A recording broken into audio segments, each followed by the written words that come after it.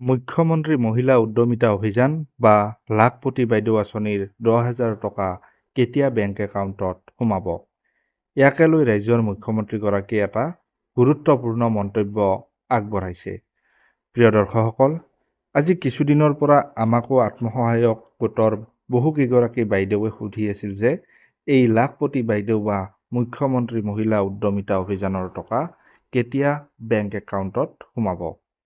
আপোনালোকৰ প্ৰশ্নসমূহক আন্তৰিকতাৰে লৈ আজিৰ ভিডিঅ'টোত সকলোখিনি কথা বা মুখ্যমন্ত্ৰীগৰাকীয়ে কোৱা কথাখিনি জনাবলৈ চেষ্টা কৰিম। গতিকে দৰ্শকসকল, আপোনালোকৰ মাজৰে যদি কোনোবা আমাৰ এই চেনেলত নতুন অথবা প্ৰথমবাৰৰ বাবে আমাৰ এই চেনেল ভিজিট কৰিছে, তেতিয়াহ'লে এতিয়াই আমাৰ এই চেনেলটো ছাবস্ক্ৰাইব কৰক আৰু কাষত থকা বেল আইকনটো ক্লিক কৰি থওক। কাৰণ যেতিয়াই মই এনেকুৱা ধৰণৰ ইনফৰ্মেটিভ ভিডিঅ'সমূহ আপলোড কৰোঁ, তেতিয়াই যাতে ভিডিঅ'সমূহৰ ন'টিফিকেশ্যন আপোনালোকে লাভ কৰে আৰু সেই ভিডিঅ'টো যাতে চাব পাৰে। দৰ্শকসকল, মহিলা উদ্যমিতা অভিযান বা লাখপতি বাইদেউ আঁচনিৰ বাবে হয়তো সকলো আত্মসহায়ক গোটৰ বাইদেউসকলে আবেদন কৰিছিল।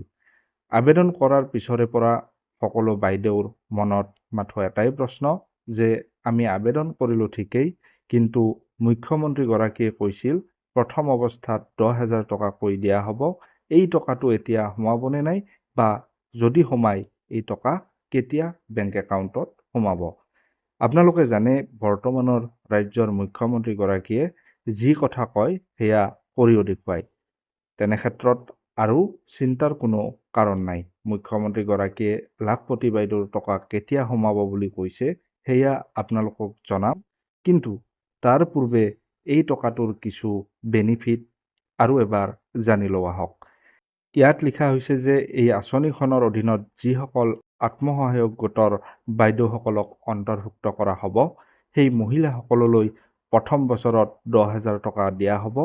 তাৰ পিছত যদি এই 10,000 টকাটো ভালদৰে ব্যৱসায়িক কামত খটুৱায়, তেন্তে নেক্সট ইয়াৰত আত্মসহায়ক গোটৰ বাইদেউসকললৈ আগবঢ়োৱা হ'ব 25,000 টকা।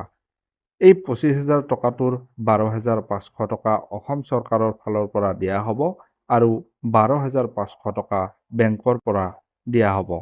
বেংকৰ পৰা দিয়া হোৱা টকাটো বাইদেউসকলে বেংকক ঘূৰাইও দিব লাগিব। আৰু এনেদৰে পৰৱৰ্তী সময়তো আপোনালোকে টকা লাভ কৰি থাকিব, যিটো টকা নেকি আপোনালোকে ভাল বিজনেছ এটাত খটুৱাই গৈ থাকিব পাৰে আৰু লাখপতি বাইদেউ এদিন নহয় এদিন হ'ব পাৰে।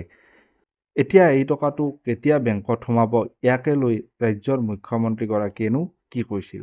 মুখ্যমন্ত্ৰীগৰাকীয়ে কৈছিল যে ইলেকশ্যনৰ পিছতে এই টকাটো আত্মসহায়ক গোটৰ বাইদেউসকলে বেংক একাউণ্টত লাভ কৰিব। অৱশ্যে লোকসভা ইলেকশ্যন আমাৰ অসমত শেষ হৈছে যদিও আন আন ৰাজ্যত এতিয়াও বাকী আছে। সেয়ে ধাৰণা কৰা হৈছে যে যেতিয়া এই ইলেকশ্যন শেষ হ'ব, তেতিয়াই হয়তো আপোনালোকে এই টকাটো নিজৰ বেংক একাউণ্টত লাভ কৰিব পাৰে। গতিকে দৰ্শকসকল, আজিৰ এই ভিডিঅ'টোত ইমানেই।